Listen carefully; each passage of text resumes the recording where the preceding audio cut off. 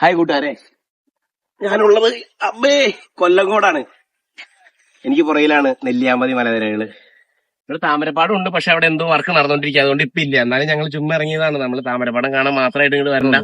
ഈ സമയത്ത് അനുഭവിക്കണം എന്താണെങ്കിലും അതങ്ങോട്ട് അനുഭവിക്കുക. താമരപ്പാടം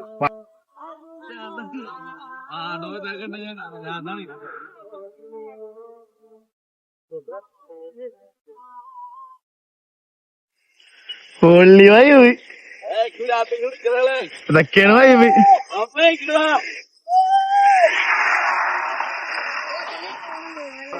ഈ വേനൽ കഴിഞ്ഞ് വരുന്ന മഴക്കാലം നിങ്ങൾക്ക് എല്ലാവർക്കും ഇവിടേക്ക് വരാം.